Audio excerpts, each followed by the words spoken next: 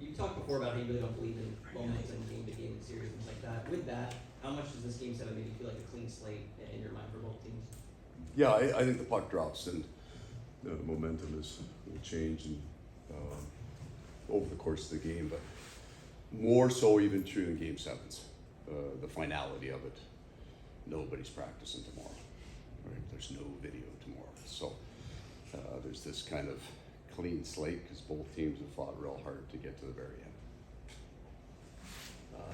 Left side, fourth row, Sean. That said, I think I saw somewhere this last three game the score is as lopsided as it's ever been in a 3-game stretch. To the Cup Finals, they've had at least a 3-goal lead in each of these games.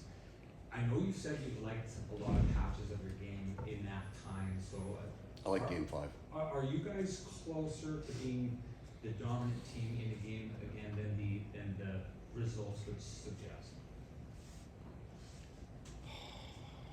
The first part of your question saddened me to the point that I don't know if I have an answer for the back half of your question. I don't think dominance factors in this at all.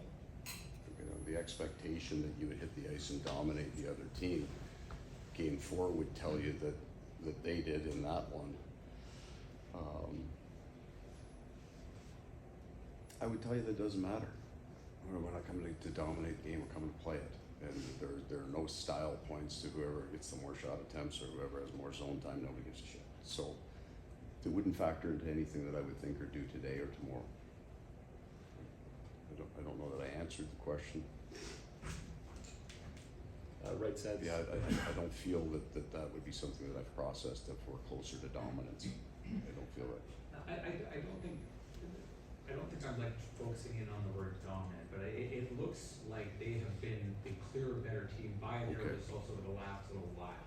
Okay. But you like where you are, so from the outside it looks like they're starting to walk away from this series. How close are you to turning that tide based on where you are right now? I won't know that till tomorrow night. Like I said, I like Game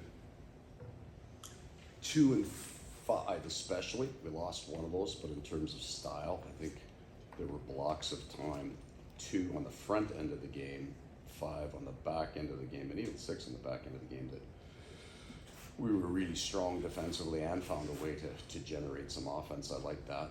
Game 4 is the game we will decide that it's an aberration for us.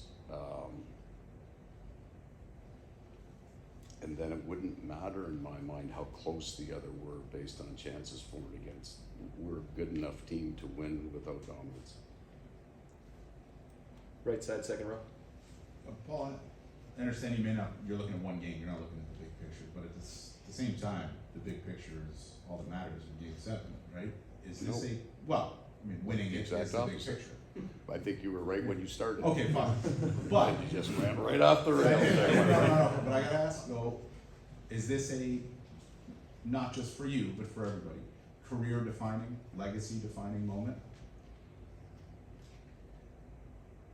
I will let you know at the end of it. That's one way of skirting it. I don't think you're allowed to use that word in the playoffs. I think a coach got in trouble for that. Left side. No one else? Okay. Too obscure? I got it. No. I understand it's different use of the same word, but that was kind of the idea. The last guy who said that got in trouble. Different. Every once in a while. How do you, other than talking to us 6 more times, how do you not drive yourself nuts over the next 32 hours with, I can do this, we can try this. How do you not overplay this until the puck drop? Well,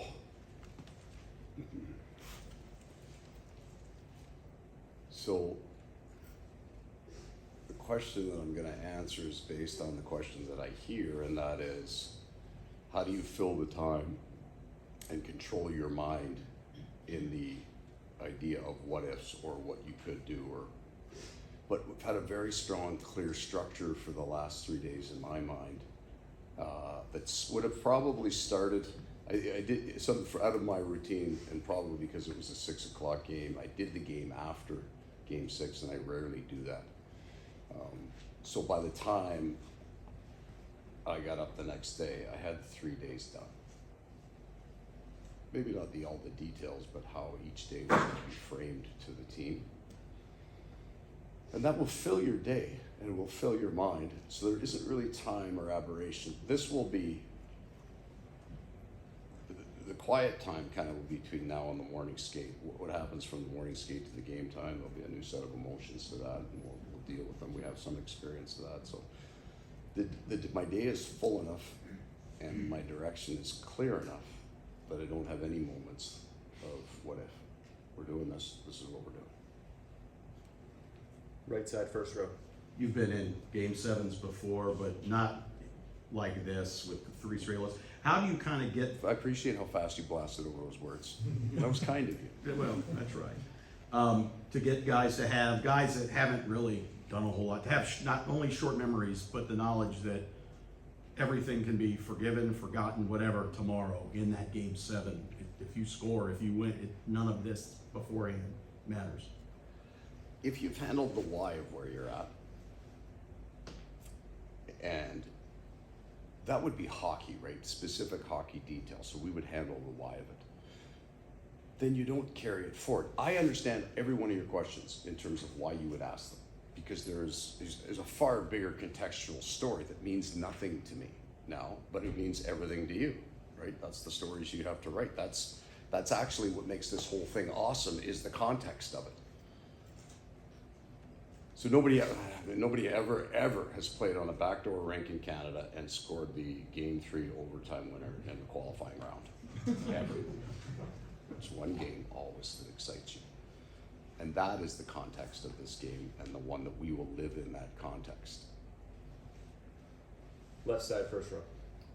Paul, what's your sense of how Sergei's handling the 3-game losing skid from a mental perspective? Well, I liked his game, his last game. I thought he was strong and solid. Now, we were kind to him. We didn't give him a shorthanded breakaway to start the game. I thought that was good of us. Cut down on those for him and gave him a chance. And we'll try that. We're going to try that again tomorrow. But he looked good. I thought he looked good in the game. He looked solid. We'll take 2 more questions for Coach. Right side, fourth row. Hi, Paul Kenzie, along with TSN. With today being that final full team practice, what did you want to see from your guys when you left the ice today? Certain details and how much they're talking to each other. Just kind of a vibe feel. So we ran slightly different drills. Some of it's contextual. Some of it's just when we order them, how we move. You just watch them to see how they move around each other. What are the natural conversations that start? How much of them are hockey specific and mood specific? And that's where you start to build your feel of what the room is, where it's going to get to. We've been like a family here for a long time. Somebody, what did you say, 209 with exhibition? 209 games on the core of this group over the last 2 years. So we all know each other, and what I would want then as a coach when I'm on the ice is that we are talking to each other like we know each other, like we've built these relationships, and they've been intense relationships and intense environments, that we're still talking to each other the same way that we normally would. Last question, second row. Just on Sergei, he hasn't taken off practice days previously in this series. Is there a reason? Is it just we wanted to get him extra So rest? he would be in all that rotation in all of the playoffs. The difference for us is the 2-game blocks. So he almost never skates the day before a game, and would always go morning. But he has been in this series. Correct. But not on the off day, in between single days. For the start, the off days and the single days would skate in the morning. So in the first 4 games, there was 1 day in between he didn't skate on those days. So as we've gotten to the further, wanted to get him back into the routine of not the day before. So it's actually to get back to an actual repeatable pattern, even though the days aren't lined up the same. Got it. Okay, Makes fine. sense? Yep. Thank you for your time, Paul.